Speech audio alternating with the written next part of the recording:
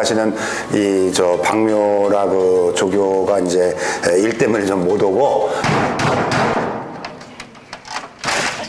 그 대신에 이제 옆에 계신 분이 조교는 아닙니다. 뭐 어려 보여서 조교를 보시는데 그건 아니고 이제 그 박사님이세요. 박사님이신데 김영희 박사님이신데 농업 경제학 박사십니다. 그런데 뭐 박사는 뭐 많잖아요. 근데 또 이분은 또 특이한 게 뭐냐면은 농사를 지십니다. 그래서 참 궁금한 게 많아가지고 오늘 또 이제 좀 한번 모셨는데, 자 여러분 이제 소개드리겠습니다. 농업 경제학 박사 김영희 박사님 소개드리겠습니다. 안녕하세요. 자기소개 좀. 오늘 험난할 것 같아. 네, 지금 서울대학교 그린바이오연구원에서 경제학 박사로 일하고 있는 김영희입니다. 반갑습니다.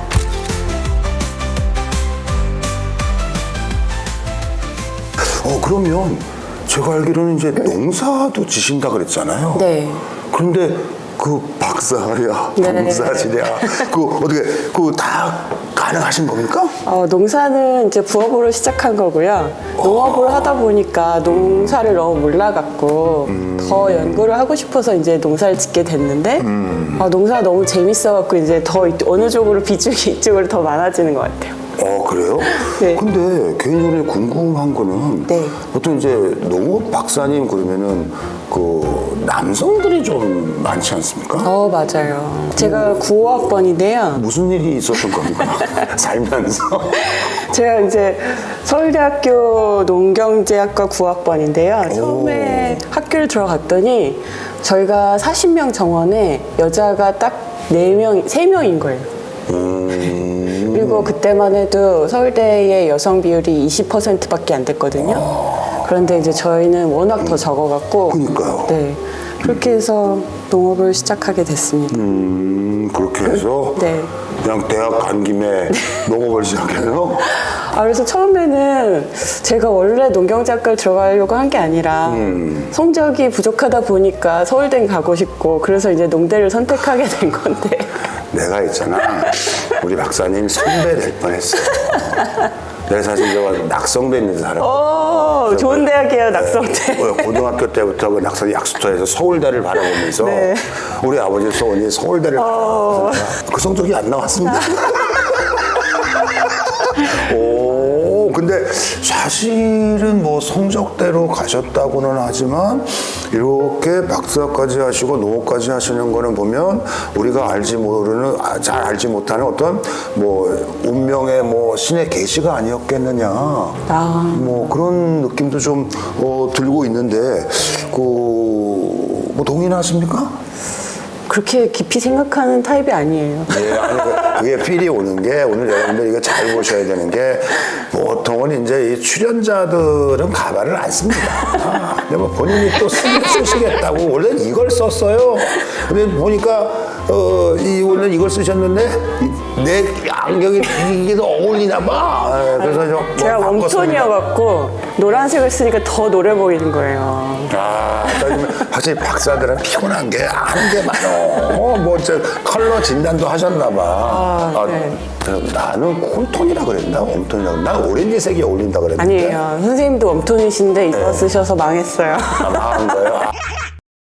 그러면 지금 농사를 혹시 짓고 있는 곳은 어디입니까? 원주 문막에서 농사 짓고 있습니다. 그럼 뭐 무슨 농사 짓습니까? 메론 농사요. 아니 메롱 하지 마시고 메론 농사를 네. 특별히 짓는 이유는 뭐죠? 제가 이제 농사를 짓고 싶어서 근데 이제 저도 겁이 나잖아요. 그래서 되게 오랜 시간 동안 기다리고 다른 사람 농사 짓는 것도 보고 그랬는데 한 번은 이제 양배추 농사를 청년들이랑 같이 협동농장을 만들어서 지은 적이 주로 있어요. 동그란 걸 좋아하시네. 그러네요. 제가 좀 대두과라. 아니, 그러니까 내 옆에 있으면 다 소두야. 감사합니다. 영광입니다. 그래서 양배추를 지었는데 양배추를 짓다가 이제 친구들도 바쁘고 저도 바빠서 한 2주를 수확 시기에 손을 못 댄 거예요. 그리고 나서 2주 만에 갔는데 그게 다 쓰레기가 돼 있다. 맞죠. 네. 그래서 그때 느낀 게, 농산물을 아무리 내가 1년이고 6개월이고 열심히 지어봤자 수확기에 제때를 못 맞추면 쓰레기가 된다는 걸 알게 됐어요. 그래서 이제 그때가 이제 충격이었고, 내가 함부로 농사를 지으면 안 되겠다 이렇게 마음을 잡는데, 메론 같은 경우에 작기가 딴 거보다 좀 짧아요. 그러니까 만약에 과일을 한다 그러면 과수들은 다 나무잖아요. 그러면 겨울에도 전정 작업도 해줘야 되고 막 이러는데, 메론은 우선 풀이에요. 그렇죠, 그렇죠. 그래서 그때 심으면 이제 3개월, 4개월 뒤에 수확을 하면 되고요. 네네네. 또 얘가 풀이다 보니까 얘가 잘못되면 얘 하나만 뽑아내면 되고요. 또 작기가 짧아서 이제 저처럼 이제 강의 많이 하고 이런 사람들도 이제 한 3개월 정도는 시간을 내서 할 수가 있고요. 또 고소득 작물이기도 하고요. 그러면 얼마나 그렇게 게을르게 농사를 짓는데 소득은 얼마나?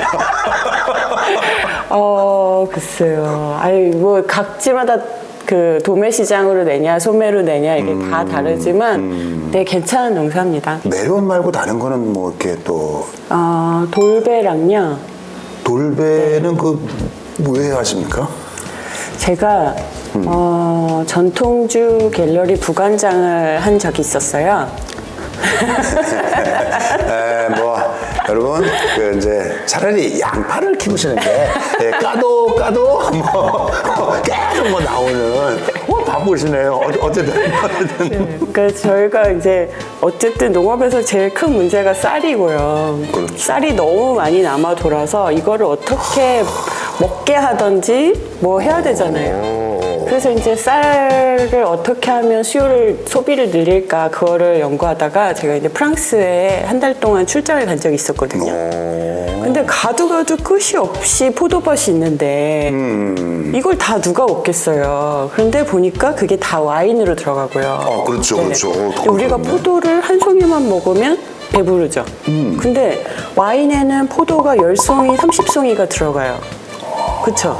그리고 우리가 와인 한 병만 먹나요? 앉아서 한 병도 먹지만 10병도 먹잖아요. 그렇죠. 그럼 우리는 포도를 100송이도 먹을 수가 있는 거예요. 그렇네요.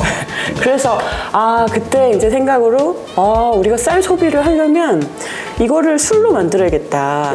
이제 막걸리 보면 이게 쌀반 물반이에요. 그래서 지금 요번에 이제 통계가 나왔는데 쌀 소비에서 50% 넘은 소비가 술로 만든 주조용 쌀.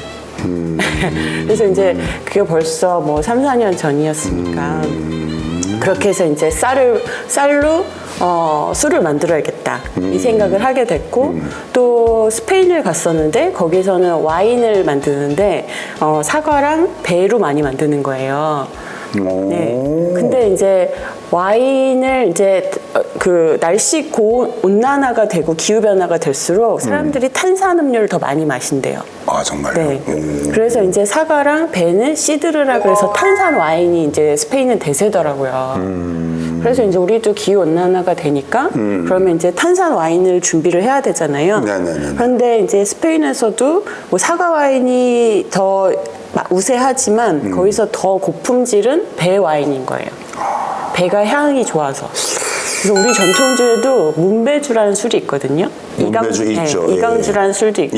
그게 이제 배 향이 좋아서 우리도 전통적으로 배꽃, 배향 이걸 이제 되게 높이 평가했던 거예요. 그런데 여태까지 배가 우리가 성주나 나주배를 하면 이제 과육이 크잖아요. 네. 우리는 이제 재수용을 하다 보니까 크기를 크게 하고 그렇지. 그다음에 살을 많게 하고 그렇게 해서 이제 여태까지 배를 육종했는데 사실 술을 만들 때 달기만 하면 술이 맛이 없어요. 우리가 이제 전통주를 만들거나 와인을 만들거나 했을 때 와인에서도 탄닌, 그 쓴맛이 중요하다 그러잖아요. 그게 결국 껍질에서 나오는 건데 시고 떨떨한 맛이 술에는 맛있는 맛이 돼버려요. 그런데 이제 우리 배루로 술을 만들었더니 너무 달기만 해서 맹맹한 거예요. 그래서 어떻게 배로 맛있게 술을 만들까 했더니 우리나라에 토종 돌배가 있는데 그거는 원래 셔서 못 먹었다는 거예요. 그렇죠. 그러면 이 신맛과 단맛을 좋아해서 술을 만들면 되겠다. 그래갖고 순전히 진짜 술을 만들기 위한 사심으로 돌배를 신고 있습니다. 만들어 보셨어요? 네. 맛은 어떤가요? 최고입니다.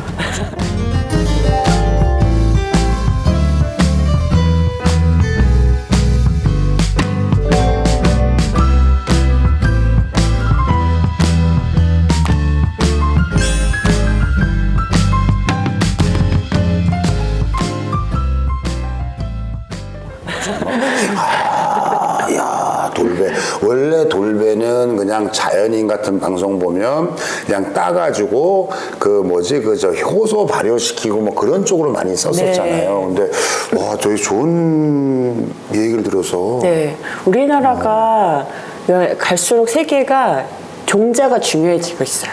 예, 얼핏 들었어요. 네. 얼핏 들었어요. 그래서 각 나라가 자기만의 종자를 얼마나 갖고 있느냐가 되게 중요하거든요.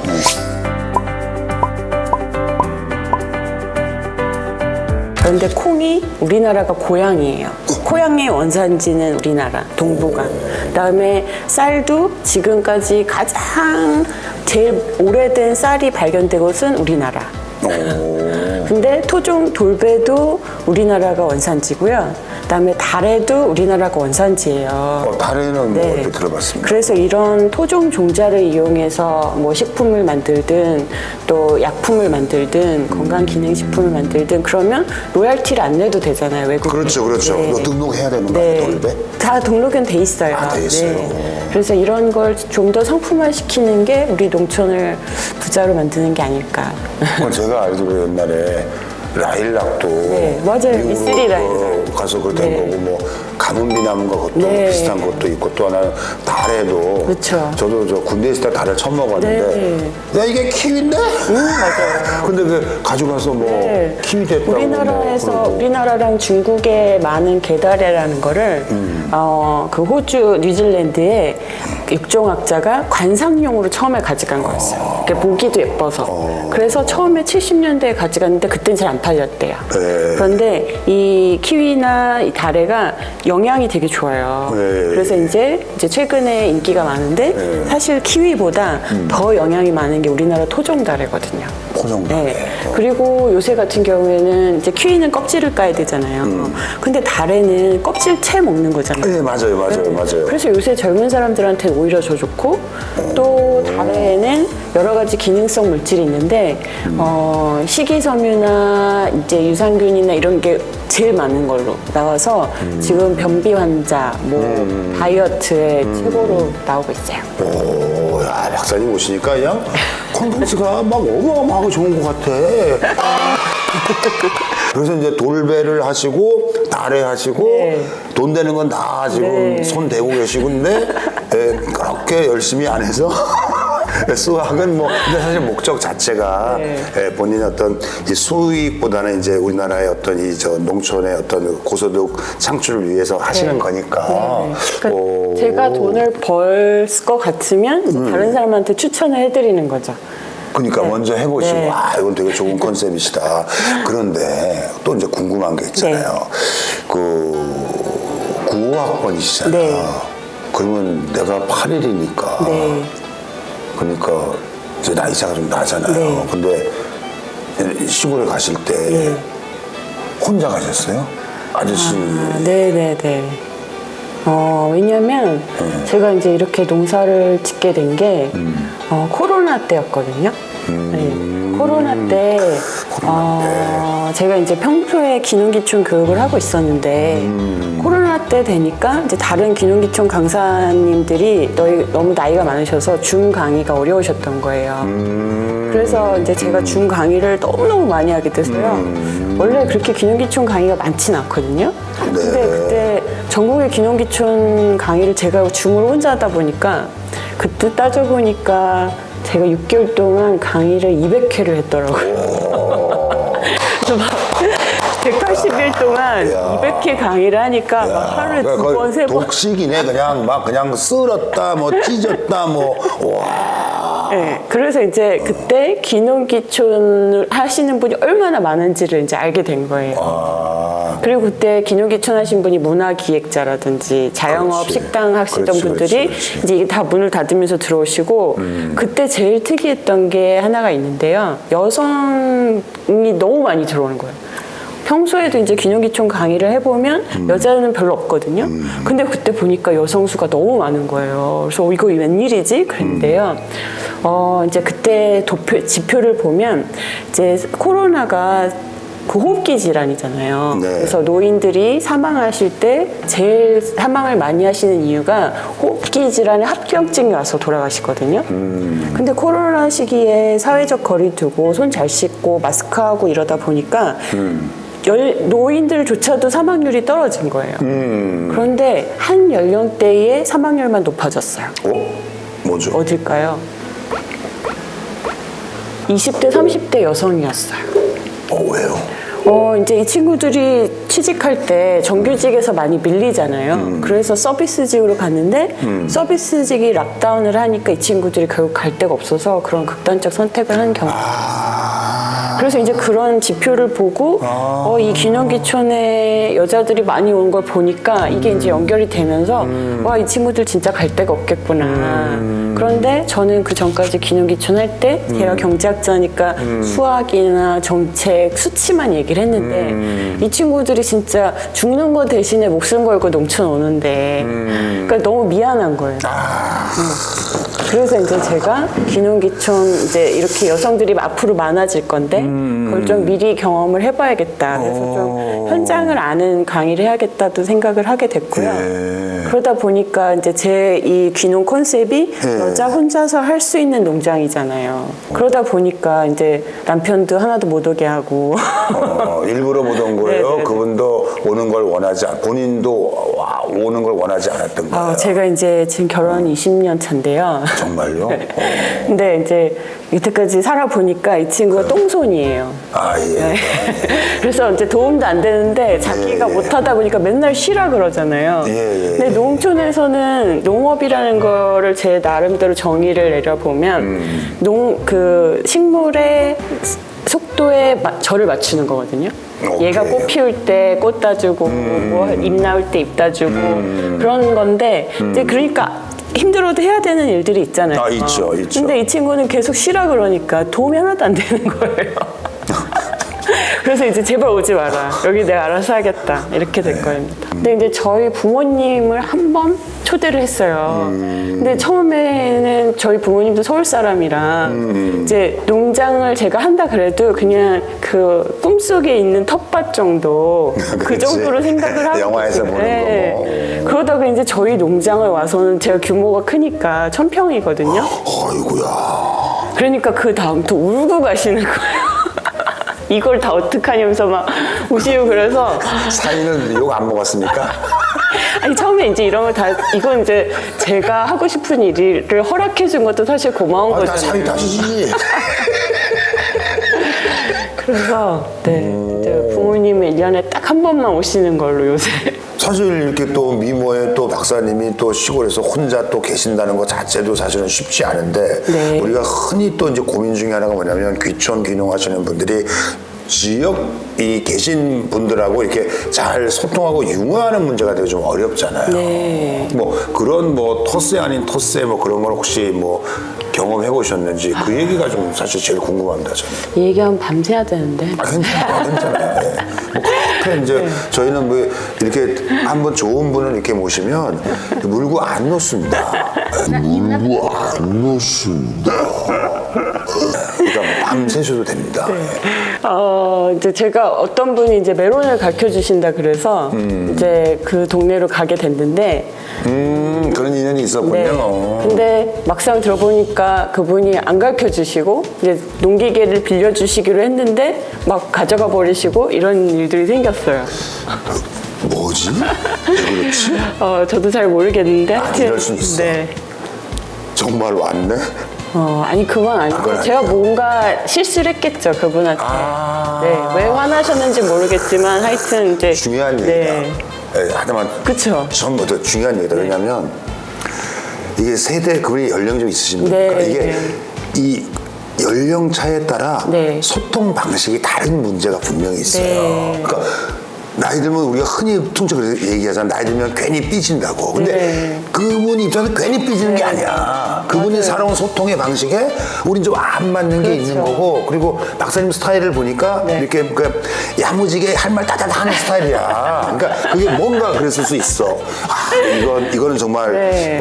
짚고 넘어갈 문제고 맞아요. 해결 방법이 있는 건 아니지만 그럴 수 있다. 네, 그럴 수 맞아요. 있다. 그 맞습니다. 네. 오케이. 이제 계속 네. 또 진행하면. 그래서 하여튼 그분한테 그러니까 제가 퇴비 땅을 이제 좋게 만들려고 퇴비를 받아놨어요. 근데 퇴비를 이제 로타리를 치려고 트랙터를 빌려놨는데 그분이 이제 밤에 가져가신 거예요. 아, 그러니까. 아침에 일어났는데 트랙터가 없어요. 심술이 난 거야. 그리고 저는 빨리 이제 일을 하고 서울로 가야 되는데 트랙터는 없고 근데 이제 퇴비가 똥이잖아요. 똥이 막 밭에 이렇게 쌓여져 있는데 근데 이제 사람들이 봤을 때는 저 여자가 이제 귀농했대. 어떻게 하나 보자 그러고 있을 텐데 제가 밭에 그렇게 똥을 싸놓고 어떻게 할 수가 없잖아요. 근데 트랙터는 없고. 네, 없고. 어떻게 해요? 그래서 그때부터 제가 삽질을 하기 시작했어요. 오, 그 유명한 삽질. 삽질을 하는데 제가 또 하나에 꽂히면 끝까지 그렇죠. 하는 스타일이잖아요. 그렇죠. 그러니까 삽질을 하는데 무아지경에 이르는 거예요. 그래서 삽질했는데 7시간을 연속 삽질을 했더라고요. 그래서 7시간을 삽질했어요. 그랬는데 그래서 이제 똥을 다 핀 거예요. 우와. 근데 그러고 있는데 이제 제 밭이 논을 밭으로 만든 거라 마을이 이렇게 있으면 논이 이렇게 앞에 쫙 흩어져 있잖아요. 근데 그 한가운데 제 밭이 있어요. 그러니까 마을 사람들이 다 제가 일하는 걸 보면 모아야 되는구나. 근데 저는 몰랐죠. 실황 중계네. 현장 중계네. 어디에 어떤 분이 사시는지 잘 모르니까. 근데 여기 모든 분이 저를 보고 계셨던 거예요. 근데 7시간 삽질을 하고 있는데 이제 그때부터 동네 분이 한 분씩 오시더니 명함을 주고 가시는 거예요. 영암을. 일 잘한다. 일하러 오라고. 아, 일당 뛰라고? 그래서 자기도 근데 일하러 오라고 삽질 잘한다. 그래서 이제 이게 뭔가 그러고 있는데 이제 저희 앞집에 할아버지가 계셨는데 그분은 이제 제가 뭐 이사한 지 한 2주 됐을 때도 뭐 이렇게 인사만 하지 왕래가 없었거든요. 그렇죠. 근데 그분이 오시더니 자네 봤는데 싹수가 보인다고 이제부터 내가 농사를 가르쳐주겠다고. 그래서 우리 할아버지가 저를 키워주셨습니다. 이 에피소드가 뭔가 시골 농촌에 하시는 분들에게 좀 도움이 됐으면 좋겠고 이제 그러면서도 궁금한 거는 그 트랙터를 가져가신 분은 아직도 왜 가져갔는지 뭐 서로 이제 오해가 있었다는 걸 뒤에 풀긴 했죠. 네. 무슨 오해가 있었던 거예요? 그냥 그때 화가 나셨던 거예요. 그러니까 그래. 기분이 안 좋았었는데 그래. 제 차가 그 길에 주차가 돼 있었고 그게 화가 나셨대요. 그래. 아니 이게 뭐 말도 안 돼 그럴 수 있지만 나는 이제 조금씩 나이가 들어가니까 그럴 수 있어. 그거는 있잖아. 그 사람의 인성의 문제가 아니라 나는 호르몬의 문제라고 생각해. 저도 그렇게 생각해요. 이게 갑자기 이게 올라올 때가 있거든. 그래도 잘하셨다. 그래서 하여튼 뭐 삽질로 논문을 한번 써보시죠. 저 호를 삽질로 지을 생각이면 삽질 기념으로. 아니 근데 어쨌든 간에 사람이 어딘가에 자리 잡고 정착하는 데는 다 그만한 이유가 있는데 삽질 김영희 박사님 뭐 하여튼 야 정말 그냥 공부만 하셔서 샌님인 줄 알았는데 정말 사실은 공부 안 하고 농사했으면 재벌 됐을 것 같아. 거죠? 짠 한번 했어. 짠. 이게 또 사람이 있잖아. 이렇게 오르막 있고 내리막 있고 막 그런데 또 다른 뭐 텃세가 그거 하나면은 뭐 농촌 나게 삽질만 하면 되잖아요. 또. 네, 그거는 아까 말한 삽질은 힘으로 극복한 사례잖아요. 이번에는 이제 지능으로 극복. 지능으로. 네. 이거 좋은 얘기다. 또 뭐가 있나요? 하우스를 짓게 됐어요. 네네네. 이제 메론 하우스를 300평을 졌는데. 네네네네. 이제 하우스 공사를 하는데 저는 이제 잘 모르니까 그래서 이제 맡겼어요. 근데 나중에 이제 견적서가 왔는데 이제 하우스 질 때 한 번도 장비가 들어온 적이 없거든요. 그러니까 장비라는 게 이제 포크레인이나 뭐 이런 기중기나 이런 건데 포크레인을 하루 쓰면 70만 원 정도 나와요.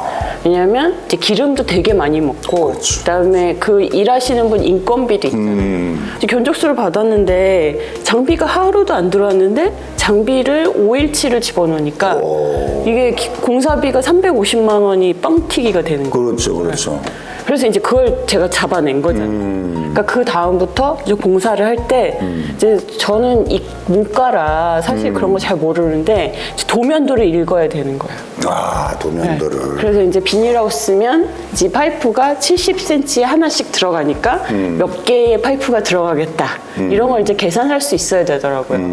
그래서 그때부터 도면 읽는 법, 뭐 이런 것도 공부하게 되고. 네. 사실 우리 또 중요한 노하우가 네. 이 귀촌 뭐 귀농해서 네. 거기 분들이랑 이렇게 잘 지내는 것도 되게 중요하잖아요. 네, 네, 네. 그러니까 그런 노하우 뭐 좀 있어요. 어떻게 하면 좀 더 잘 지낼 수 있을까? 박사님 입장에서 보면. 저도 아직은 그렇게 거기가 제가 오래 있어야지 조금 그렇게 친해질 텐데 아직은 그런 상황은 아닌데 우선은 일을 열심히 하니까 이제 동네 사람들이 예뻐해 주시고요. 제가 진짜 일을 열심히 해요. 그러신 것 네. 같아요. 삽질 7시간 그거 보통 아니거든요. 네. 그래서 아까 그 갑질 얘기 좀 더 하면 네. 굉장히 중요한 네. 일입니다. 이게 지금. 처음에 이제 제가 그 공사하시는 분들도 만나보고 그러면서 농촌에서 그러니까 저를 함부로 대하시는 거예요. 네. 그래서 사실 제가 하우스를 지은 다음에 그 밑에 처마비닐 하는 거 위에 뭐 환풍기 다는 거 그걸 다 제가 직접 손수했거든요. 단수 까는 거. 오, 야. 네. 그러니까 갑질 당하는 것도 너무 무섭고 또 이분들이 함부로 대하시는데 그 사람을 대하는 게 너무 무서워요. 맞아. 야 이러느니 차라리 내가 해버리지. 그러면서 이제 유튜브 보고 막 제가 이제 그걸 직접 하게 됐어요. 그래서 왜 이렇게 여기 분들이 내가 여자라서 그런가? 막 이런 생각도 들고 아니 내가 나름 학력도 있고 인맥도 있는데 어떻게 나를 이렇게 대하지? 막 이런 생각도 들고 그랬었는데 그래서 이제 그 모든 거를 제가 다 한 거예요.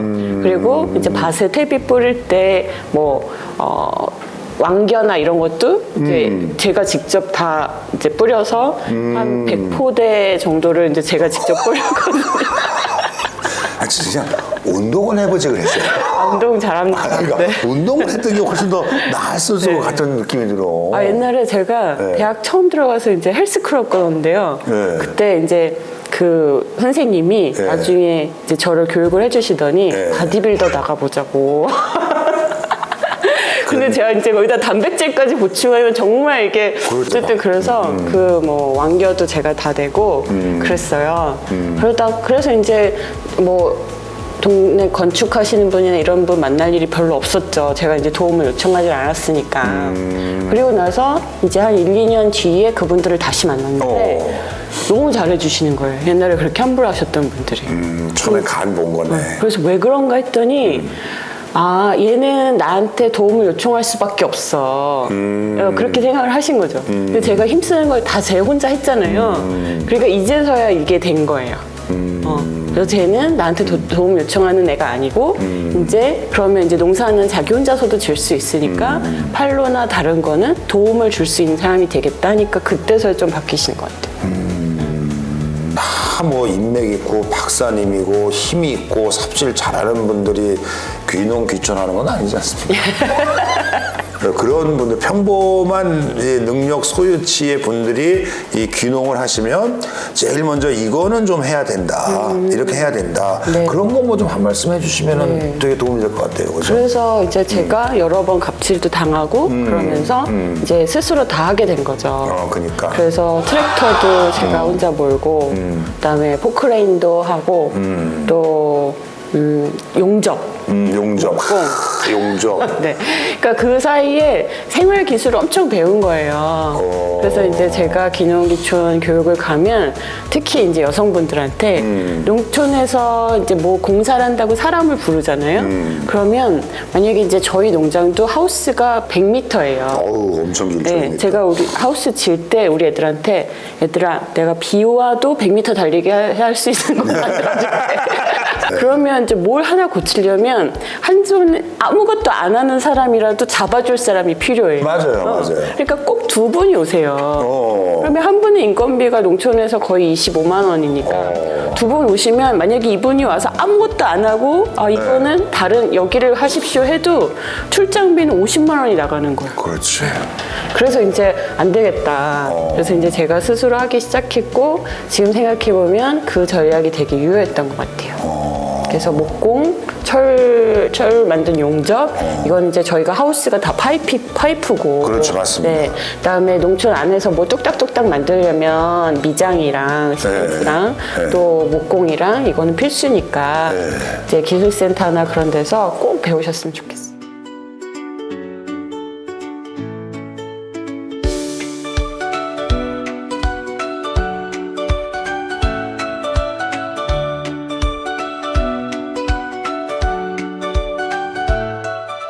귀촌을 꿈꾸시는 분들이 이렇게 좀 준비를 체계적으로 할 수 있는 방법 네. 1번은 뭘까요? 그러면 무조건 땅 사지 마라 뭐 네, 그런 거 그쵸, 있고 그쵸. 그런 거 있고 이 얘기 진짜 너무 중요한데요. 예. 진짜 제가 사실 이런 방송에 나오는 거 별로 안 좋아하는데 이 얘기 하러 온 것 같아요. 예.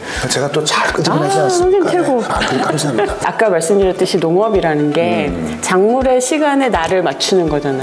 좋은 얘기. 네. 그래서 저는 옛날에는 막 감자 농사 지을 때 밭 고랑에 감자 농사 짓는데 사람을 엄청 많이 쓰는 거예요.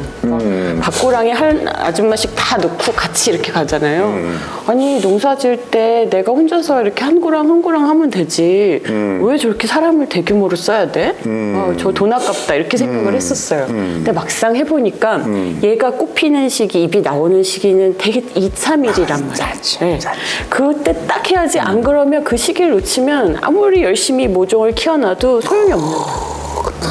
그래서 그 작물의 시간을 맞추는 게 너무너무 중요한데 그래서 이제 제가 저는 이제 3월부터 한 8월까지는 연구를 하고 이제 8월부터 10월, 11월까지는 메론을 농사를 짓고 11월부터 이제 다음 2월까지는 제가 이제 코이카 국제협력개발이라는 걸 해서 빈공국 도와주는 그런 일도 해요.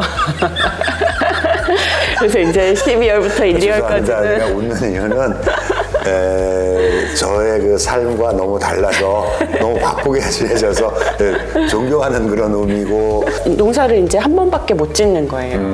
근데 농사라는 게 작물의 시간에 나를 맞춰야 되니까 빨리 해야 되는데 제가 1년에 한 번밖에 농사를 안 지으면 스킬업이 안 되잖아요. 네. 그럼 이걸 어떻게 할까 또 고민을 했어요. 오케이. 1년에 한 번밖에 안 짓는 농사를 매번 망할 수 없잖아요. 맨날 늦어서. 내가 얘 꽃을 못 따주고 뭐 이래서 그런 거라면. 그래서 이제 그때 생각을 한 게 제가 이제 그러면 농사를 3개월 짓고 안 짓는 기간이 더 많잖아요. 그러면 그 안 짓는 기간 동안에는 일주일에 한 번씩 메론 농장에 알바를 가요. 그래서 이제 연습을 하는 거예요. 근데 만약에 내가 직접 지으면 얘네들이 죽으면 얼마나 마음이 아파요. 그렇지. 네, 그리고 막 책임도 너무 많아지고 그렇지. 안 그래도 연구할 때 머리가 복잡한데 그래서 이제 농사 지을 때 그렇게 마음이 편하진 않거든요. 근데 알바를 가니까 이게 단순 노동이잖아요. 그래서 순 따고 하루 종일 순 따는데 이게 또 힐링이 되는 거예요. 그래서 이제 그렇게 해서 스킬업을 하는 거예요. 스킬업을 미리 배우는 네. 거구나. 근데 이제 저는 목적이 있어서 그 농장에 알바를 가는 거잖아요. 그렇죠. 그러면 내가 막상 농사에 투입이 됐을 때 요 한독을 하려면 어떤 작업을 할 때 얼마의 시간이 걸리니까 내가 이 정도 시간을 빼놔야지라고 이제 계획을 해야 되잖아요.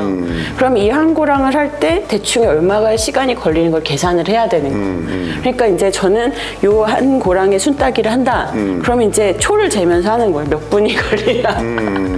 그러니까 이제 계속 이거를 초수를 줄여가는 게 제가 할 수 있는 유일한 일이잖아요. 농사를 안 지을 때. 그렇죠. 그래서 이제 엄청 빨리 하는 거예요. 네네네. 그래서 이제 저는 제가 빠른지 몰랐어요. 농사 지은 지 얼마 안 됐고 다른 사람이 하는 거 얼마 안 됐으니까. 네네네. 그런데 이제 제가 지금 메론을 배우는 선생님이 계신데 그분도 이제 육종학 박사님이신데 메론 하우스가 한 20동 있으세요. 네. 그래서 이제 그분한테 배우러 가는데 보통 일하러 온 사람이 요 순따기를 하면 한 고랑에 1시간 정도 걸립니다. 우리 사부님은 40분 정도 걸리신다는 거예요.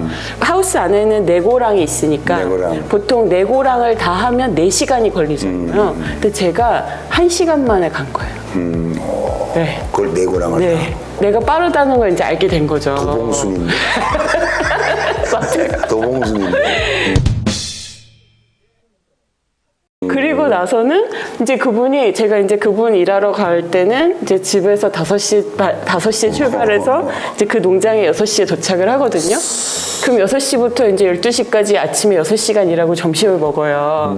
그리고 이제 1시부터 와서 또 이제 손따기를 하는데 이분이 이제 6시 정도 되면 이제 제가 봤을 때는 일을 많이 했다. 아침 6시부터 와서 일했으니까. 그래서 이제 선생님 이제 다 했는데요. 그러면 그 박사님이 김 박사님 한 모락만 더 해주면 한 동만 더 해주면 안 되냐. 그래서 시간이 진짜 해가 질 때까지 해서 이제 아침 6시에 갔는데 한 8시까지 9시까지 일하고 그러면 이제 그분 또 미안하다 그러니까 같이 저녁 먹고 그리고 집에 1시간 걸려서 차 타고 오면 이제 집 맨날 11시에 오는 거예요. 이거. 아니 그거는 이제 제가 교육비인 거죠. 저는 그분한테 배우는 거니까. 여러분 메론 농장 하시는 분들 그 박사님이신데요. 그 내 일량을 1시간 만에 그 정리해 드립니다. 그래서 뭐 염가를 모시겠습니다. 이렇게 느낌 자체가 그냥 삶 자체가 다 즐겁고 막 그런 분인데 그런 분은 솔직히 흔치 않아요. 흔치 않고 별종이고. 근데 박사님이 공부하시는 이유 자체가 이제 농촌의 발전을 위해서 아닙니까? 네. 농촌의 발전을 하려 그러면은 이제 귀농 귀촌이 정착이 잘 돼야지. 네. 이제 박사님도 이제 계속 그 일자리가 늘어나고 뭐 좋은 일 하는 거 아닙니까? 네. 근데 이제 너무 즐거워서 얘기가 정리가 안 되는데 귀농 귀촌하시는 분들이 이거는 미리 하고 와라. 세 가지만 말씀해 주신다면 뭐가 있겠냐? 뭐가 있겠냐? 그래서 여러분 땅 먼저 사시지 마시고요. 연습을 하세요. 연습한다. 네. 농촌에 가면 일자리는 너무 많거든요. 그 얘기는 할 사람이 공통적이야. 없는 거니까. 공통적이야. 파트타임으로 그래서 하는. 저는 돈 안 받고 했지만 여러분들은 다 일당 15만 원씩 받으면서 하실 수 있으니까. 저는 너무너무 이상한 게 우리가 식당을 개업해도 뭐 음식 조리학과라든지 아니면 한식 조리, 양식 조리 뭐 이런 거 다 한 다음에 남의 식당에서 일을 해보고 그 다음에 식당을 하는데 아니 식당보다 더 어려운 이 생물을 다루는 일을 하면서 사람들이 귀농자금 3억 있다고 그냥 냅동 들어와서 그다음에 땅 사고 하우스 시설 진 다음에 아니 농업 정책이 빚쟁이를 만드는 이렇게 얘기를 하는 게 너무너무 속상해요 진짜. 아 맞습니다. 네, 맞습니다. 그래서 이제 사실 이런 얘기를 어디 가서 한 적이 없는데 제가 이렇게 일 다니는 얘기를. 근데 저도 이렇게 한단 말이에요. 그러니까. 그리고 제가 이제 저는 이제 컨설팅 하다 보니까 여러 농장을 돌아다니잖아요. 어떤 분은 건축이나 설비를 잘하셔서 농사를 잘 짓는 분이 계시고요. 어떤 분은 농사를 잘 지어서 하시는 분. 어떤 분은 퇴비를 잘 만드셔서 땅을 좋게 해서 농사를 잘 지시는 분. 그다음에 잘 팔아서 잘 지시는 분. 이렇게 능력이 다 달라요. 맞아요. 그러면 이런 분들 계속 다니면서 이 농장과 나와의 매칭, 그러니까 나한테 적합한 농사법을 찾는 게 되게 중요해요. 그렇죠.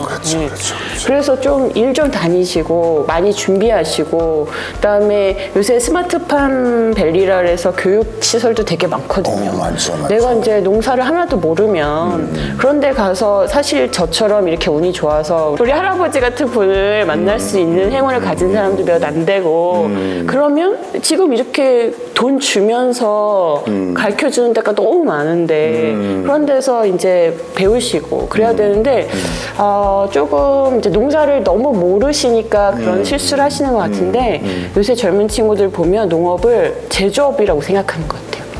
네. 그건 또 뭐죠? 그래서 공장 차려놓고 인풋 딱 원료 들어가면 산산물이 딱 나오는 거. 그렇지. 그래서 이제 하우스나 땅 딱 지어놓고 그다음에 여기다가 모종 심어놓으면 당연히 뭐가 나온다고 생각을 하니까. 네. 그래서 절대 그렇지 않으니까. 그러면 이제 힘든 건 맞죠. 그래서 농업이라는 게 표준화가 어렵고 작물에 따라서 다 다르고 그렇지만 또 좋은 거는 이 작물과 이 땅에서 그러니까 농업에서는 박사라는 게 사실 의미가 없어요. 왜냐하면 이 기후와 이 땅을 제일 잘 아는 건 나니까. 그래서 다른 분이 이론적으로 조금 도와줄 수가 있는 거지 이 땅과 이 작물과 이 기후와 이 지역에서의 이 농산물의 박사는 자기 자신이잖아요. 그렇죠. 그러니까 이제 그렇게 해서 계속 배움을 가져가시고 그러면 나중에 어느 정도 됐을 때는 정말 그쪽에서의 박사가 되시는 거고 또 다른 거는 요새 은퇴가 45세라 되게 짧은데 농업은 지금 80세, 90세도 많으시거든요. 그럼요. 네.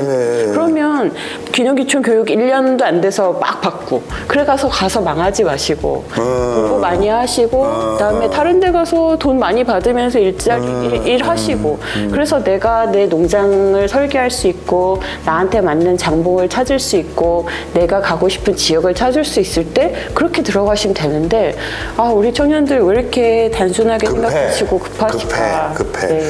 사실은 이제 수명이 뭐 90세, 100세 시대 가면은 뭐 우리가 이제 내 나이를 보면 뭐 60에 뭐 은퇴하고도 앞으로 3, 40년 정도를 거기서 지낼 터전인데 네. 그거를 1년의 굳은 의지와 1년의 그 체험하고 갖고 바로 뭘 투입하는 것 자체가 짧은 준비 기간일 수 있으니 미리미리 좀 배워놓고 한 번 더 배워놓고 또 뭐 파트타임으로 좀 이렇게 좀 일도 배우면서 그 적응해가는 과정을 한 2, 3년 좀 두고 나면 훨씬 더 노후가 좀 좋아질 수 있으니까 신중하고 많이 배우고 뭐 좀 알바도 많이 하고 좀 그래야 된다. 이건 뭐 핵심입니다. 핵심. 그리고 또 한 가지는 작물도 되게 자주 바꾸세요. 저희가 빅데이터를 돌려보면 농부들이 처음에는 내가 이게 고소득이야. 그래서 무슨 버섯을 하겠어 들어가지만 그러니까 가보면 또 거기에 특화 작물들이 있고 그러면 쉽게 할 수 있고 그래서 평균 5개 이상의 작물을 하시거든요. 네. 그래서 꼭 내가 딸기를 한다고 해서 딸기 농장만 가지 마시고 다른 데 가보면 다른 데서 배운 거를 딸기에 접목하실 수도 있고 또 이쪽 작목도 금방 하실 수 있고 그래서 진짜 다양한 경험을 좀 하셨으면 좋겠어요. 그 선생님이 이제 2017년에 청년 농업인 지원 정책을 만드는 데 참여하셨습니다. 그러니까 지금 이 제도 자체가 박사님도 이제 많이 관여하셨는데 청년 농업인 관련된 일과 활동을 많이 해오셨다고 알고 있는데 그 청년 농업인들에게 관심을 갖게 됐던 특별한 계기가 좀 있지 않았을까? 제가 이제 2017년에 농림부 용역으로 2030년까지의 농업 인구를 추정을 했어요. 네. 그래서 이제 그때 2017년에 2030년에 농촌 인구를 추정해 보니까 뭐가 문제였냐면요. 그때만 해도 우리 농촌에서는 고령화가 문제라고 얘기를 했었어요. 근데 그래서 빨리 농업인들이 빨리 은퇴를 해야 된다. 고령농들이. 그런 정책을 많이 하고 있었는데요. 제가 이제 그 분석을 해보니까 문제는요. 우리가 산업화가 65년부터 시작이 됐거든요. 그래서 85년도쯤에 산업화가 마무리가 돼요. 그런데 산업화 때 공장이 많이 돌아가고 제조업에 사람이 많이 필요하니까 농촌에 있는 사람들이 굉장히 도시를 많이 갔잖아요. 그렇죠. 그런데도 농촌에 남아있는 사람들이 있었어요. 그 사람들이 보통 40대, 그 당시 40대 후반이었던 사람들인 거예요. 농촌에서 이미 어느 정도의 소득을 얻고 있거나 뭐 교육 수준이 낮아서 내가 뭐 도시에 가도 구두 닦기 하려면 뭐 하러 가겠어요. 그렇죠. 그리고 또 집안을 지켜야 되거나 그래서 보니까 이 85년도에 40대 후반 인구가 농촌에서 제일 많았던 거예요. 네. 그리고 이제 그때는 평균 수명이 낮았으니까 그보다 나이가 많으신 분들은 빨리 돌아가시고 그보다 어린 친구들은 다 도시로 가고 그래서 이제 이때 사람들이 제일 많았거든요. 근데 인간이라는 게 어느 순간 소멸을 하잖아요. 네. 그러니까 농촌에 다른 인구는 별로 없는데 이 80년대 40대 후반이었던 사람들이 주로 있으니까 그러면 90년대에는 이분들이 50대거든요. 그래서 우리는 90년대에는 50대가 농촌의 허리다 이랬단 말이에요. 그리고 2000년대 되니까 이분들이 60대가 되잖아요. 그러니까 우리나라는 그때는 우리나라 농촌의 허리는 60대다 그런 거예요. 2010년이 됐어요. 이제 또 우리나라 농촌의 허리는 70대다 이랬단 말이에요. 그런데 2015년에서 20년을 가는 그 순간에 갑자기 여기가 확 인구가 준 거예요. 이제 그분들이 이제 소멸을 하시기 시작한 거죠. 근데 우리나라 농촌에 다른 인구 때는 없다가 이분들만 많았는데 이분들이 갑자기 돌아가시기 시작하니까 농촌의 인구 자체가 없어지는 거예요. 그렇네. 네. 이게 너무 문제가 됐어요. 그래서 이제 그 여태까지 농림부가 그래서 고령화가 문제라 그러다가 제 보고서가 이제는 고령화가 문제가 아니라 이제 아예 인구가 없어진다. 이게 이제 보고서에서 나오게 됐고 그러면서 이제 이 제도가 활성화되면서 청년 창업농 제도가 이렇게 시작이 된 거거든요. 그러면 이제 청년을 만나야 되잖아요. 만나야죠. 근데 이제 제가 이제 이때 연구를 하면서 청년들을 찾아다니기 시작했더니 청년들 만나기가 너무 어려운 거예요, 농촌에서. 네. 그래서 이제 아름아름으로 누구누구의 친구 해갖고 농촌에 있는 귀농한 청년들을 만났어요. 근데 이 친구들이, 왜 이렇게 만나기 어렵나 봤더니 이 친구들이 트라우마가 있는 거예요. 자기는 농촌이 좋아서 아니면 가업을 잇기 위해서 아니면 뭐 이렇게 해서 이제 농촌에 왔는데 그때만 해도 사람들이 다 도시로 나가는 때니까 이 친구가 이런 사명을 갖고 왔는데 농촌 어른들 너 도시에서 실패해서 왔지. 아이고. 너 루저. 자기 싹을 자기가 네. 밟아보는 거네, 말하자면. 그래서 이 친구들이 처음에는 너무 큰 꿈을 안고 농촌에 갔는데 이 얘기를 너무 많이 당하다 보니까 3년쯤 되면 페인이 된 거예요. 되지. 그래서 집 밖을 안 나오는 거예요.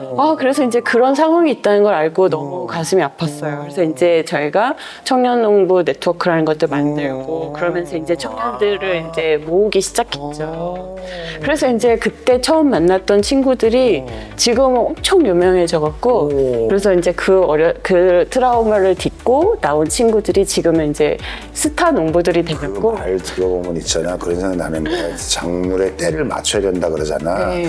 그러면 청년들도 때가 있는 거야. 그러니까 네. 정책이 그걸 맞춰서 지금 막 이제 해줘야 되는 거네.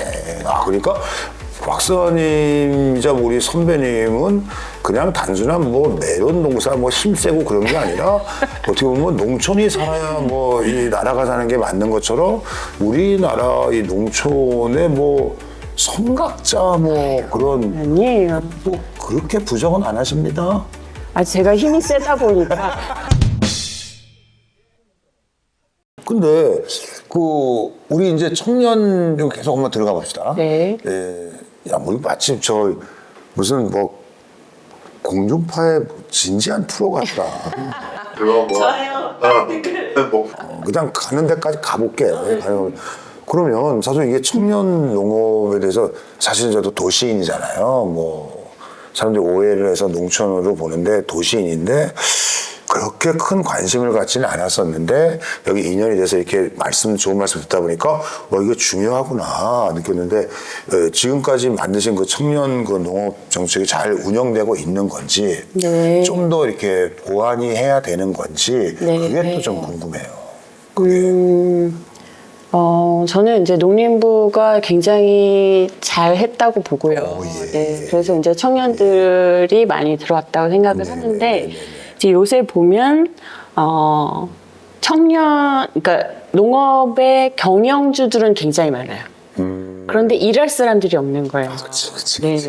그래서 이제 고용농을 육성할 수 있는 제도가 이제는 돼야 되지 않을까. 네. 뭐 외국인이든지 아니면 도시에서 일자리 없는 사람이 얼마나 많아요. 저도 그 생각 옛날에 한 적이 네. 있어요. 우리 나이 또래도 조금씩 훈련을 시켜서 네. 때 되면은 그냥 가서 뭐 이렇게 딱딱딱 네, 하고 네. 그런 생각을 한 적은 있어요. 그렇죠. 그러니까. 그래서 이제 사실은 제가 이제 농촌에 관심이 있기보다 빈곤에 더 관심이 있었거든요. 빈곤? 네. 제가 이제 원래 빈곤 연구자였었는데 이제 빈곤을 연구하다 보니까 옛날에는 농촌에 있는 사람들이 빈곤하다고 생각을 했던 거예요. 빈곤국을 찾아다니는 일을 하고 거기에 이제 빈곤국 같은 경우에 처음에 보건산업이 많아요. 그러면 이 사람들이 뭔가 문제가 생기면 그게 보건 지표로 나와요. 뭐 신장병이 많아진다든지. 그러니까 예를 들어서 이제 제가 볼리비아에 간 적이 있었거든요. 예. 근데 볼리비아에서 이제 경제학자를 보내달라 그랬다는 거예요. 그래서 이제 볼리비아를 갔더니 여기는 우리나라는 농업 농업이 전체 GDP에 차지하는 율이 4%밖에 안 되는데 거기는 20%를 차지하더라고요. 그러니까 아직도 1차 산업이 하고 있는 게 많은 거예요. 네. 근데 이제 볼리비아나 이제 남아프리카가 이렇게 발견이 된 게 은광이랑 이런 것 때문에 스페인이 가서 한 거잖아요. 그러니까 거기는 탄광 산업이 발달을 한 거예요. 그래서 탄광을 하다 보니까 뭐 수은이나 뭐 이런 거 끼잖아요. 그러다 보니까 호흡기 질환이 많고 그다음에 그 오염된 물이 식수로 나오게 되다 보니까 신장병이 또 많아요. 그리고 거기가 이제 도시화가 되기 시작하니까 우리 옛날에 상계동 주변에 그러니까 도심이 있지만 쓰레기는 상계동이나 이런 데서 태우고 막 이래서 판자촌이 많았듯이 그렇죠. 거기도 도시가 있으면 그 옆 주변에서 하수 처리라든지 쓰레기 태우는 거라든지 그런 게 많으니까 또 호흡기 질환 그다음에 물이 안 깨끗하니까 애들은 설사병 뭐 이런 게 많아요. 돌아가는 거 순서대로 그쵸. 가는 거야, 순서대로. 그리고 이제 미국에서 서구식 이제 식단이 들어오니까 오케이. 여기는 원래는 영양실조가 문제인데 갑자기 비만도 많아지는 거. 네, 그래서 이제 보면 여기는 신장병, 그다음에 애들 설사병. 근데 영양실조랑 비만 그다음에 뭐 호흡기 뭐 이런 질병이 너무 많은 거예요. 그렇네요, 진짜로. 그러니까 이제 볼리비아 정부에서 우리가 이제 여러 가지 산재한 문제가 있는데 어느 게 제일 우선순위인지를 알아봐 달라고. 그래서 이제 제가 갔는데 그 전까지만 해도 제가 학부는 이제 농경제학을 했고 석사는 보건경제학을 공부하고 박사는 에너지경제학을 공부했는데요. 경제는 빼놓지 않으셨네. 근데 그래서 이제 저 그때까지만 해도 하나를 열심히 공부한 한문을 판 사람이 이제 성공을 한다 그랬잖아요. 그렇죠, 그렇죠. 근데 저는 계속 이렇게 왔다 갔다 하니까 제가 이제 40이 넘었는데도 불구하고 저희 교수님들이 너는 커서 뭐가 될래? 이렇게 물어보셨어요.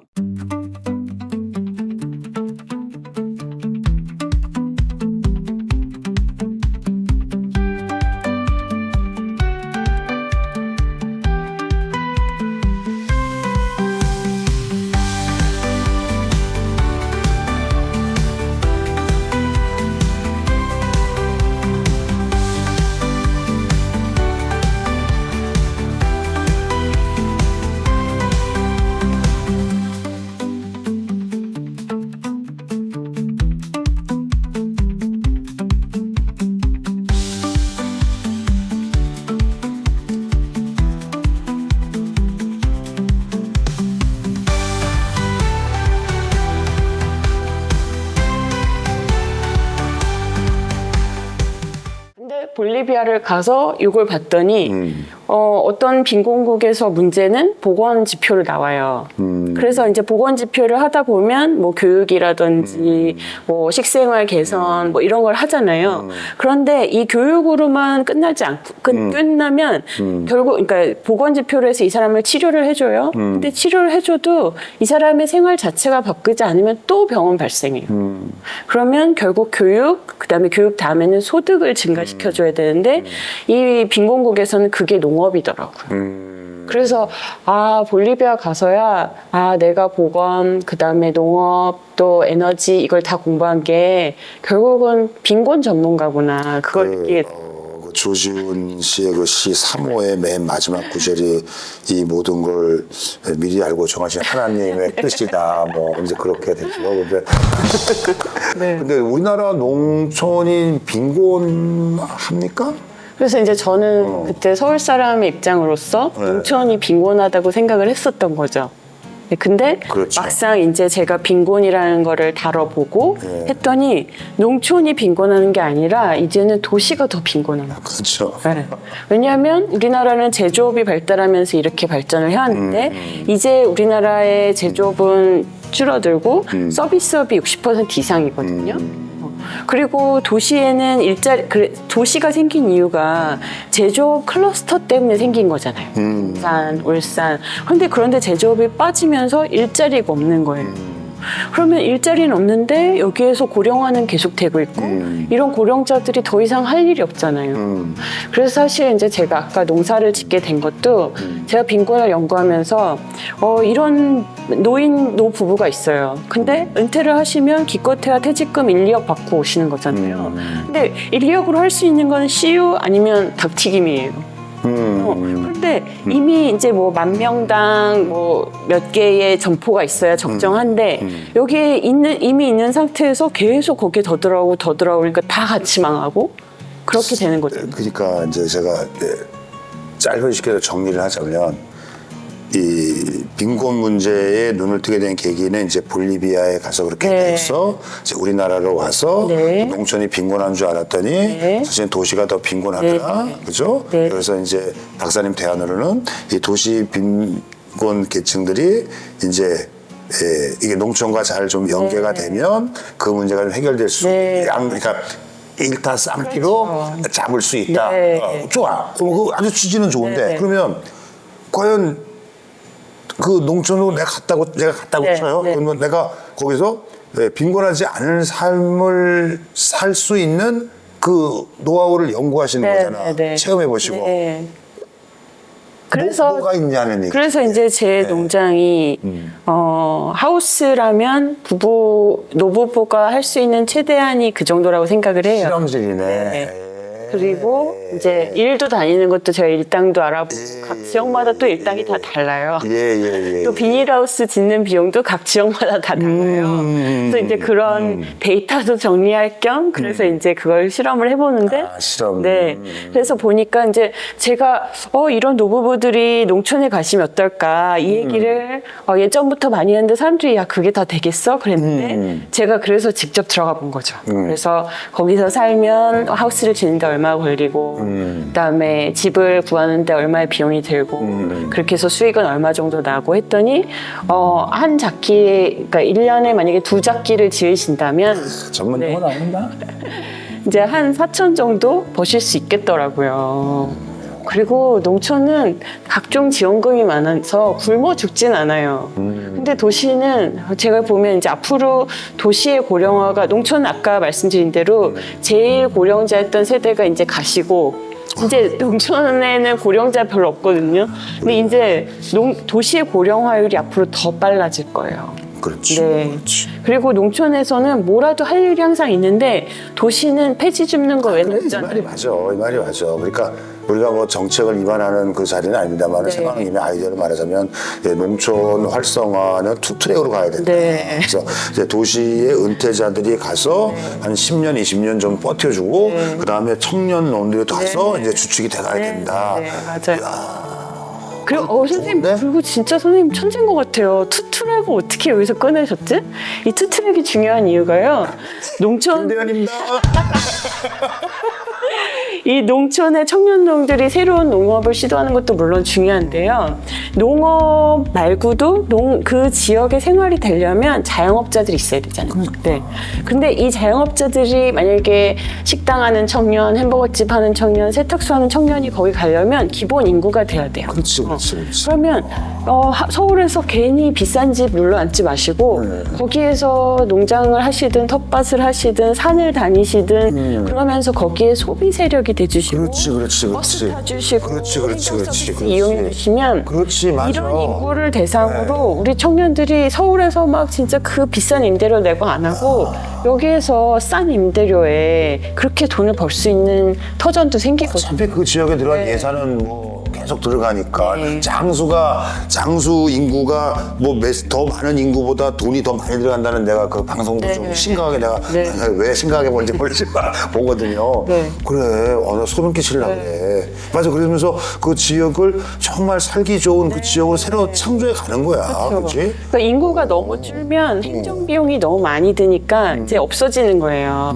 버스도 없어지고 학교도 없어지고. 그러니까 기본 인구는 유지가 돼야 돼요. 근데 서울은 사람이 너무 많고 서울 경기는 사람이 너무 많으니까 집값은 계속 올라가고. 올라가지. 네. 또 집값 올라가고 그게 어디 가요? 결국은 뭐 전국에 있는 친구들이 청년들이 다 서울 올라와서 월세를 잡으니까 결국은 집값이 올라가고 그게 결국은 상점이나 이런 데도 올라가고 그럼 식당을 이제 하려고 그러면 월세 올라가죠.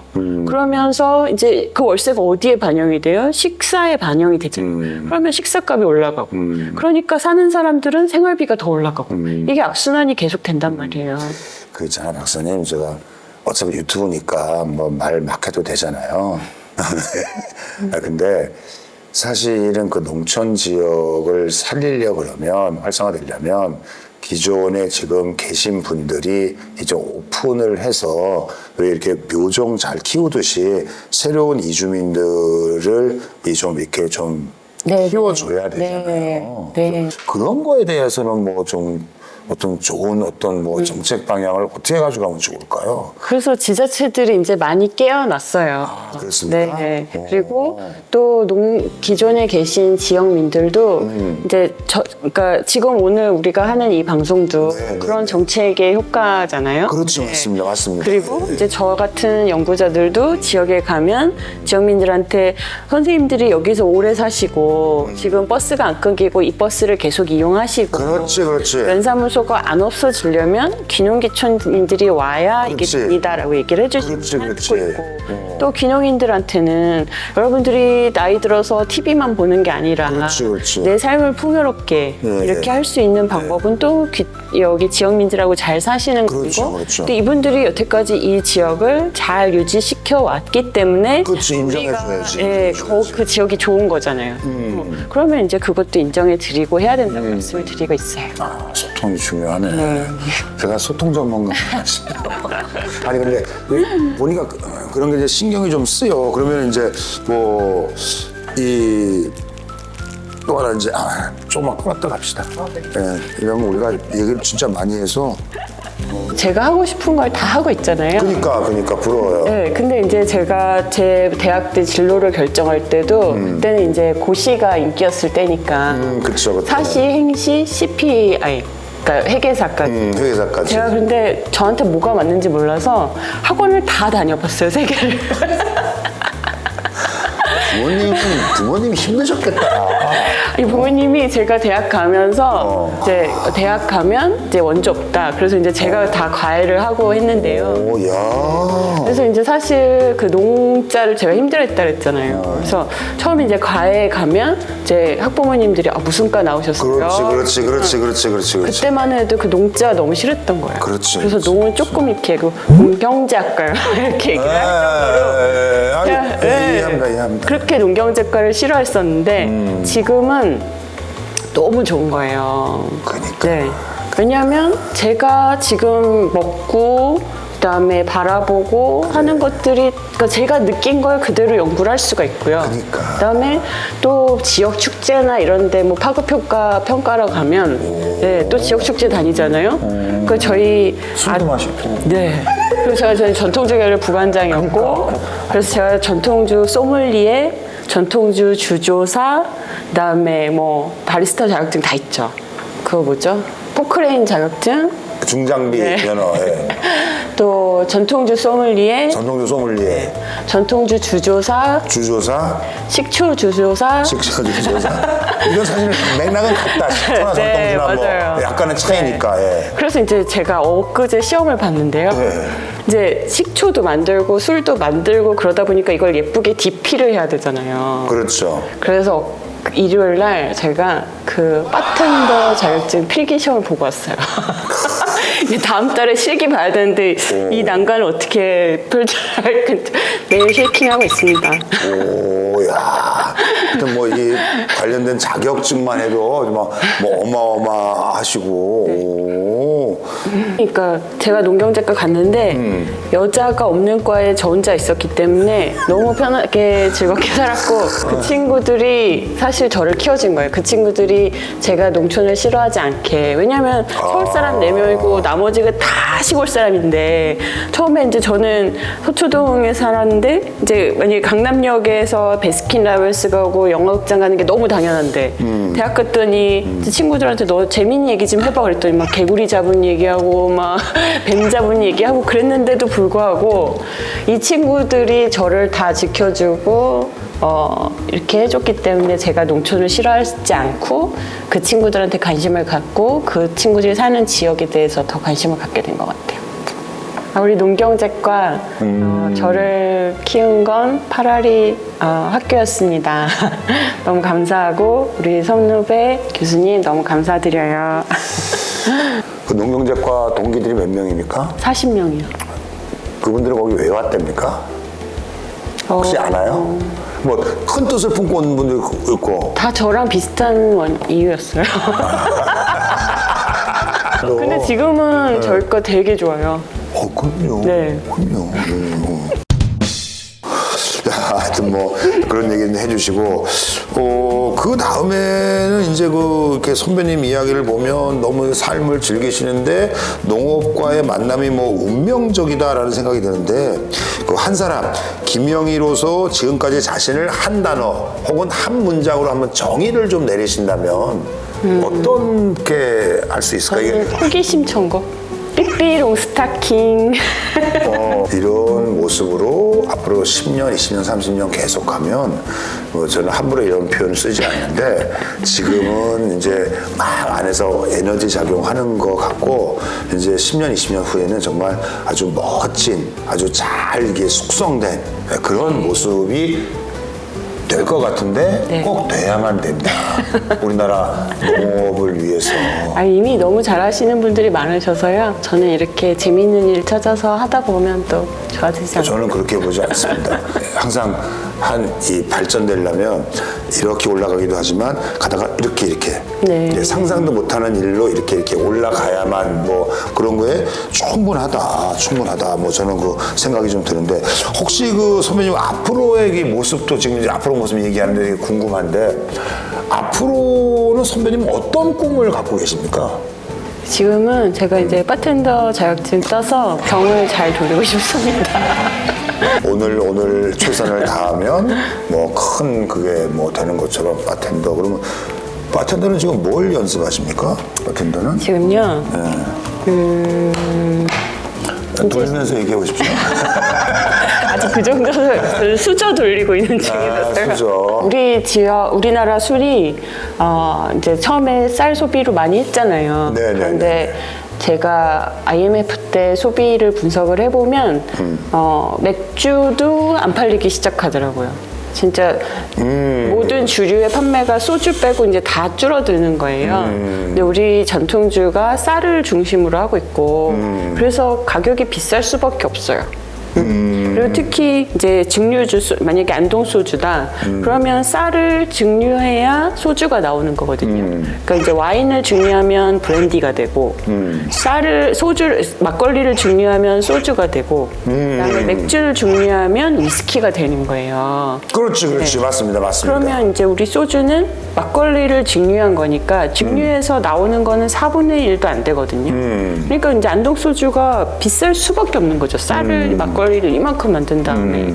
근데 우리나라는 이제 산야초나 이런 산채들이 많잖아요. 네네네네. 그래서 이제 전통주가 너무 비싸서 젊은이들이 좀 다가가기엔 어려운 게 있으니까 요새는 이런 산채들을 증류하거나 침출해서 할 수 있는 뭐 보드카 이런 걸 요새 만들려고 이제 연구를 하고 있는 중입니다. 잠깐만, 보드카는 뭘 증류해서 만든 거죠? 보드카? 보드카는 이제 지구본이 있다 그러면 적도에서 위도 30도까지를 우리는 와인 벨트라 그래요. 오케이. 그리고 30도에서 60도까지는 밀과 보리가 잘 자라는 비어 벨트. 비어 벨트. 그다음에 60부터 이제 90도는 보드카 벨트예요. 그래서 여기는 감자밖에 안 나니까 이제 보드카 보드카는 감자로 만드는데 보드카의 특성은 나중에 이제 자작나무나 이런 수술 통과해서 여과를 해서 무색 무취가 특징인 거거든요. 그래서 우리도 뭐 평창이나 이제 자작나무도 많고 평창 감자도 있고 뭐 이러니까 이런 거를 통해서 보드카를 만든다든지 아니면 뭐 방아잎이나 이런 산채 허브를 이용한 진을 만든다든지 제가 그런 쪽 요새 제 관심사입니다. 약간 좀 뭐 삐딱하게 얘기하자면 만드는 건 뭐 막을 수 없으나 네. 그게 세계 주류시장에 진입하기는 어렵지 않겠냐. 이미 강력한 세력들이 구축돼 있는데. 그걸 이제 요새 K-푸드, 코리아 푸드에 대한 세계적 관심이 정말 엄청나요. 제가 이제 지난 겨울에 프랑스의 한식당을 갔거든요. 근데 이제 거기가 우리나라에서, 그러니까 한식진흥원이라는 데서 세계의 한식당을 관리를 해요. 근데 거기가 우리 한식을 빛낸 세계의 5대 식당으로 뽑힌 데였어요. 네. 제가 거기서 이제 한식을 먹고 있는데 옆 테이블에 프랑스 청년 2명이서 밥을 먹고 있었던 거예요. 근데 이 친구들이 리옹 출신이래요. 한 친구는 여기를 이 식당을 2번째 와본대. 자기가 리옹에 살다가 파리로 온 게 2번인데 처음 왔을 때 한 식당을 간 거예요. 그리고 너무 맛있어서 2번째 또 왔는데 자기 친구를 데리고 온 거예요. 그래서 이 친구는 리옹 출신인데 그러니까 파리를 처음 와본 건데 그 처음 온 날 파리 한 식당을 왔더라고요. 근데 그럴수록 그럴 만큼 지금 프랑스나 뭐 미국이나 한식에 대한 관심이 되게 높아요. 그래서 뭐 해외로 수출하면 좋기도 하지만 우선은 이제 뭐 해외에 우리 술을 알리는 것도 중요하고 또 우리의 이 원재료들을 술로 만드는 것도 중요해서 무조건 막걸리만 갈 수는 없는 거잖아요. 아니 근데 뭐 이제 대표적으로 외국에 알려진 게 지금 우리나라는 소주, 네. 그리고 막걸리, 네. 그리고 이제 뭐 각종 지역마다 이게 전통 술 네, 뭐 이렇게 다 있잖아요. 근데 네. 제가 왜 이 얘기를 하냐면 다 취지는 좋으나 네. 그게 그 지역에서 잘 벗어나지를 이게 쉽지 않더라. 네. 쉽지 않더라. 네. 그리고 또 하나는 이제 전통주도 뭐 다 하는 건 좋은데 이게 막 너무 많으면 차라리 나는 일본처럼 아까 쌀 얘기했잖아. 일본 가면은 술 많이 사오는 게 그쪽에 저 쌀로 만든 그 옛날처럼 정정이잖아. 근데 여기는 쌀 그 맛에 따라 다 다르고 비싼 술들이 있잖아. 그렇게 이렇게 쌀 쪽으로 이렇게 가는 것도 경향이 있지 않느냐. 그거는 이미 잘하고 계신 분도 있고 명인도 많으시니까. 그냥 저는 만약에 우리 천연기념물이 있어요. 그러면 그거를 잘 지킨다고 아무도 못 다가가게 하고 하면 결국 얘는 사장이 돼버려요. 그죠? 그래서 우리가 진짜 아끼는 거는 더 많이 활용하고 더 상품화를 많이 해야 돼서 베리에이션이 많아지는 게 결국은 문화를 만드는 거라고 생각을 해요. 그래서 이제 우리가 지금 저는 이제 FTA 하고 그러면서 우리나라에서 경쟁력 있는 거는 산나물이라고 생각해요. 왜? 왜냐면 다른 누가 먹어 풀떼기 그런 거를? 그러니까요. 그래서 술로 만들고 나물로 만들고 볶음밥으로 만들고 이런 노력을 해보고 싶다는 거죠. 남들이 안 하니까. 왜? 왜 박사님이 더 전문가들이 있는데? 저는 연구비가 나오니까요. 남들은 생계를 걸어야 되지만 저는 이걸 연구를 할 수 있기 때문에 남들이 못하는 걸 제가 하는 게 제 역할이라고 생각을 하는 거고. 자, 뭐 메론 같은 경우에도 메론술. 네, 진짜요. 그래서 진짜 제가 그 메론술이요. 그 칵테일에서 유명한 미도리 사워가 메론술이에요.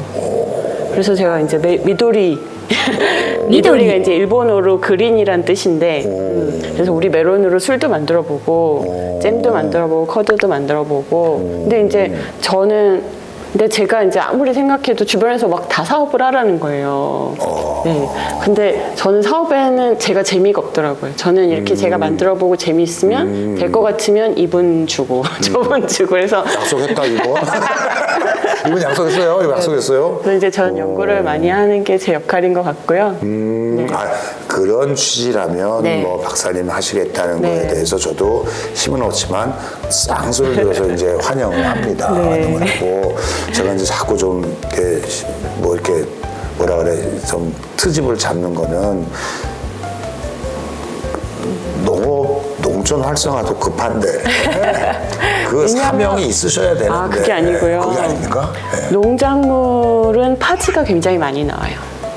만약에 메론에서 100%를 다 팔 수가 없어요. 사과도 다 팔 수가 없잖아요. 그렇죠. 30%, 40%밖에 안 나와요. 아, 그러면 항상 이걸 파지를 어떻게 활용을 할 수 있을까? 그게 농민들 파지란? 네.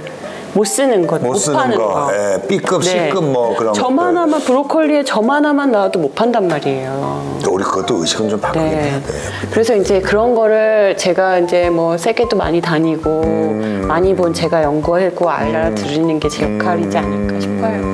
또 뭐 이렇게 또 좀 듣고 보니까 박사님이야말로 뭐 운명적으로 이제 농업 쪽으로 이제 가셨고 그래서 김영희 박사님이 계속 20년, 30년 건강하셔서 이 열정과 호기심이 계속 좀 이렇게 막 이렇게 막 이 일을 저지르는 그죠? 네. 예, 그런 게 좀 되기를 바라는데 감히 제가 뭐 건배를 제안하자면 우리 박사님의 이제 이 건강이 우리나라 농촌의 건강이다. 자, 김혜희 박사님의 건강을 위하여! 예요.